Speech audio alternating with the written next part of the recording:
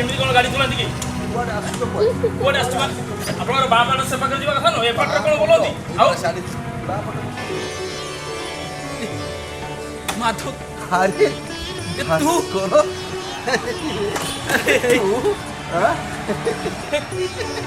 माथु तू अरे भास्कर बहुत दिन पर देखा हमें दिन माने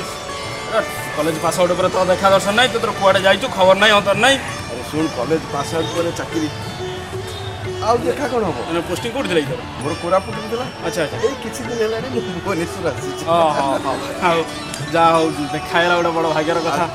आउ भाषा केबे हेलु हालचाल कोन किछि जणैलु भी नहीं आउ पिला पिली कोन हेले नहीं ए गोटे जियो मोर अच्छा आउ भाउजो चुप रहिली जे कोन है नहीं से अस्ट्रोक चली गला ओह सॉरी सॉरी अच्छा तू सेकंड मैरिज कलु ना सेकेंड मैरिज ना ए झीर भविष्य लगी मु सब किसी जलांजलि देछि कौन सेकेंड मैरिज करी बुझिलु धन्य कहब तते हला माने कि मूर्ख बुद्धि कहलु बाहासा सेकेंड टाइम हेलुनी गोटे बोली पिला सी पुणी झील निजे बड़ हो बाहासा हिसाब गला शाशु घरे निज कथा निजे चिंता कर तू बार द्वार बुली बोली कि भिक मागिबू भिक बुझिलु हौ जहाँ मो भाग्य थी किंतु ए मोर गोटे बोली झील ये मोर सब किछि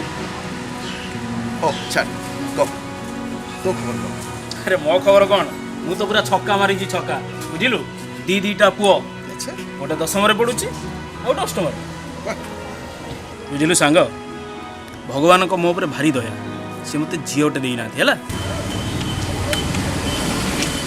माने अरे माने आउ कौन अरे गोटे झीओर बाप हवा कौन कम जंजाल कथा ताकू पाठ साठ पढ़ाओ बड़ होला परे पुणी ताकू गोटे गोटे जग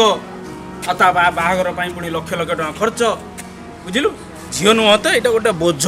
आज भी तू बुझिलु भगवान मो ऊपर बहुत बड़ दया कर मत जंजाल मुक्ति देइछ बुझिलु मोर दीटा पुओ मोर बाकी जीवनटा पूरा सुखरे कटि आउ ये बुझिलु तू बुझी पारिबनी पुओर बापा हबार गर्वटा तू बुझी पारिबू पापा चलो जल्दी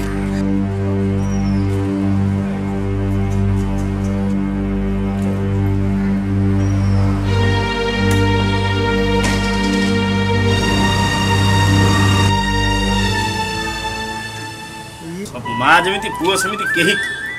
कौन कहि एगुड़ा को छाड़ छाड़ बेड़ा तो खराब मोर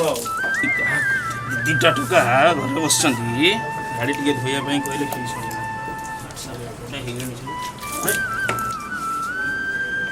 विके दीटा टुका घरे अच्छा कहि गाड़ीटा धोवाई कहीं धोई पारे चलेला बेलू नहीं बाहर जी आज एमती छुआ सेमती क्या कौन कह कपाल तो मोर खराब विके अरे आवल तो पानी आने सरीगला विके टंगे पड़े तो तुम कही पर आवल पानी आने मत क्या लगुच मोर आज मैच अच्छी मुझे जाऊँगी तो भाई कौन से घर मोबाइल देखुची जा भाई क्या कहीं कह तुम सब गोटे लाशा हो गला भाई क्या कहीं कह निजे जाकि नहीं आसबि कुलांगार कौटिकार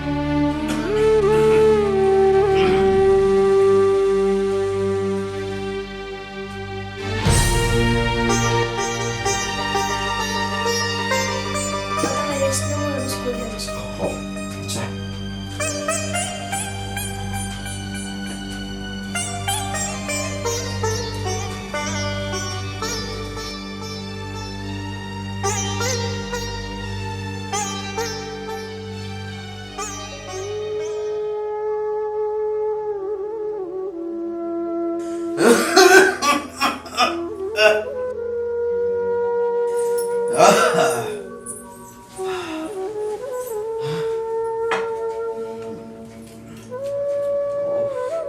ଔଷଧ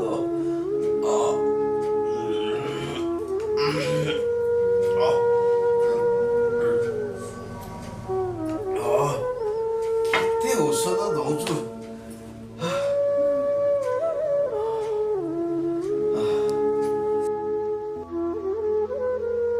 ସବୁ ଭଲ ଅଛି ବାପା ହଁ ମୁଁ ଏବେ କ୍ଲିନିକ ଯିବା ପାଇଁ ରେଡି ହଉଛି ହଉ ତମେ ଟିକେ ରେଷ୍ଟ ନେଇନିଅ ହଉ ଯା ଯାହାଲ ମା ଯା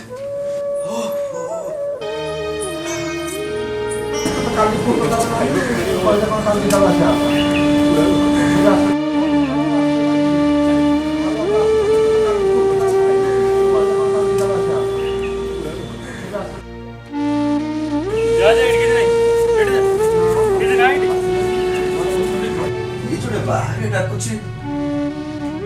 ପାଟିଟା ଚିନିଲା ଚିନିଲା ଭଳିଆ ଲାଗୁଛି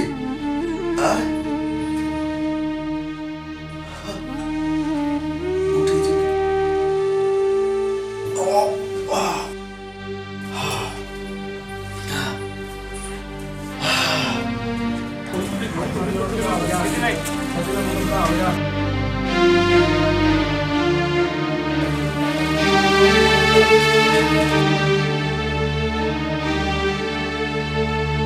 ବାବୁ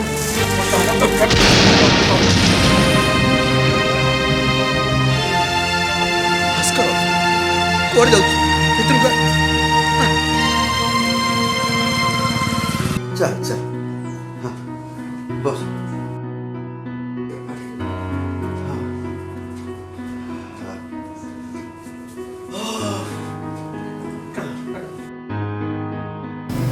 ଭାସ୍କର ତୋର ଏମିତି ଅବସ୍ଥା ତୁ ତୁ ଏଠି ସେଠି ବୁଲି ବୁଲି କ'ଣ ଆଉ କରିବି ପୁଅ ଦୁଇଟାଙ୍କୁ ପାଠ ପଢ଼େଇକି ମଣିଷ କଲି ଭଲ ଚାକିରି ବି କଲେ ସେମାନେ ତାଙ୍କ ସଂସାର ନେଇ ବହୁତ ଆରାମରେ ଅଛନ୍ତି ହେଲେ ବୁଢ଼ା ବାପଟା କଥା ଭୁଲିଗଲେ ସେମାନେ ହେଲେ ଭାଉଜ ବିଚାରୀଟା ରୋଗରେ ପଡ଼ି ପଡ଼ି ଔଷଧ ଟୋପେ ନ ପାଇ ମରିଗଲା ତୋର ତୋର ଏମିତି ଅବସ୍ଥା ହବ ବୋଲି ମୁଁ କେବେ ଭାବିନଥିଲି ମତେ ମତେ ଜମା ନଉନି ଯେ ମୁଁ ଇଆଡ଼େ ସିଆଡ଼େ ବୁଲି ପେଟ ବିକଳରେ ଭିକ ମାଗୁଛି ସେମିତି ଭାବୁ ଏସବୁ ଆମର ଭାଗ୍ୟ ଭାଗ୍ୟ ସତ କରୁଛି ସବୁ ମୋର ସେଇ ଭାଗ୍ୟର ଦୋଷ ବାପା ମୁଁ ଖାଇବା କରିଦେଇଛି ତମେ ଖାଇ ନେବ ମୁଁ କ୍ଲିନିକ ବାହାରିଲି ବାପା ମଉସା ଦେବ ତାହେଲେ ତ ସେଇ ଝିଅ ଯାହାକୁ ମୁଁ ସେଦିନ ପିଲାବେଳେ ଦେଖିଥିଲି ହଁ ମୋ ଝିଅ ଯାହାକୁ ତୁ ବୋଝ ବୋଲି କହୁଛନ୍ତି ଆରେ